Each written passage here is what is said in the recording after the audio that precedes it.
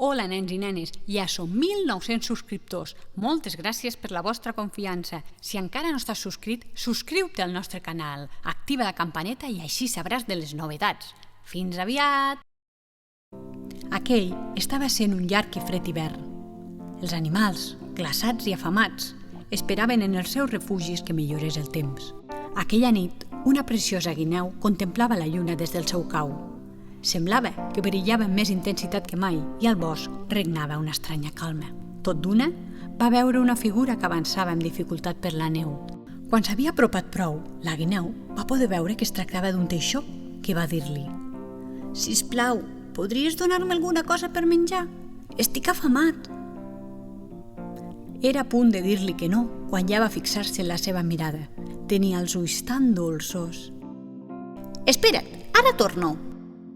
Poc després, la guineu tornava amb unes baies. «Això és tot el que et puc oferir.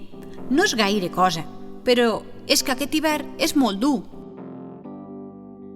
Una mica més enllà, un ratolinet intentava conciliar el son sense aconseguir-ho. De sobte, va sentir un soroll a prop del seu cau. «Qui hi ha?» va preguntar espantat. «No tinguis por, no et faré mal.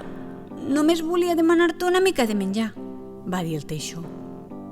«No em queda res».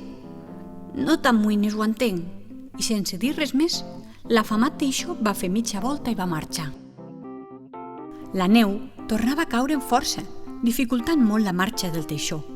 Veient-lo, el ratolí va compadir-se i va exclamar: «Espera't, amic, potser la llebre té alguna cosa per a tu». En d'altres circumstàncies, el ratolí mai no s'hauria aventurat a sortir del seu cau amb aquella tempesta. Però el teixó tenia una mirada tan bondadosa i càlida que al seu costat no sentia cap mena de por. Quan va arribar al cau de la llebre, aquesta va sortir a rebre'ls. «Sé que és molt tard, però el meu amic, el teixó, necessita la teua ajuda. Està afamat i mor de fred», va explicar el ratolí. «Entreu al meu cau i miraré què puc oferir-vos». Els tres amics van entrar a l'interior del cau per fer-se escalfor. «Tot el que em queda són aquestes baies, no tinc res més». «No puc permetre que et quedis sense menjar», va replicar el teixó. «Continuaré el meu camí. Gràcies per voler compartir amb mi el poc que tens». Quan el teixó va marxar, la llebre i el ratolí van notar que el cor se'ls glaçava i que els envaïa una gran tristesa. «No podem deixar-lo marxar amb aquesta tempesta», va exclamar la llebre. «Sortim a buscar-lo!» També la guineu havia sortit a buscar-lo, ja que, des de que l'havia deixat, no parava de pensar que, amb el temps que feia, no duraria en vida gaires hores. En veure la guineu, la llebre va tenir por. «Què és el que vols, guineu?» «Estic buscant un teixó de mirada bondadosa. L'heu vist?»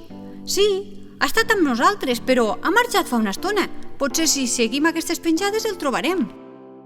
Els tres junts van córrer a la recerca del teixó, amb unes temperatures tan baixes. Cada hora que passava suposava menys possibilitats de trobar-lo en vida. «Hem de trobar-lo! No podem deixar-lo morir!» Van trobar-lo poc després, fet un capdell a sobre del fred terra. Tenia el cos cobert de neu i el morro congelat. «Oh, no! Si no ho impedim, morirà congelat!»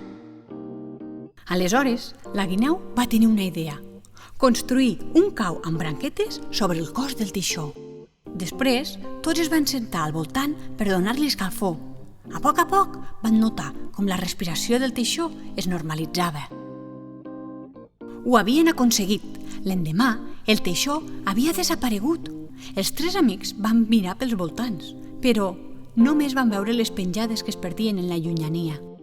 «Em pregunto on deu haver anat», va dir la llebre. «Ens vindrà a veure algun altre dia», va dir el ratolí.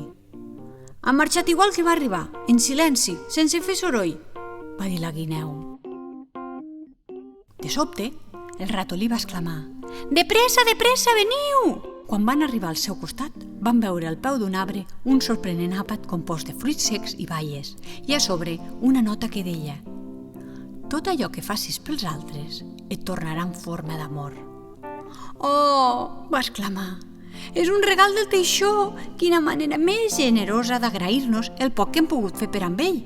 I aleshores, els tres amics van sentir una gran felicitat per haver conegut un ser tan especial. i vet aquí un gos, i vet aquí un gat, que aquest conte ja s'ha acabat.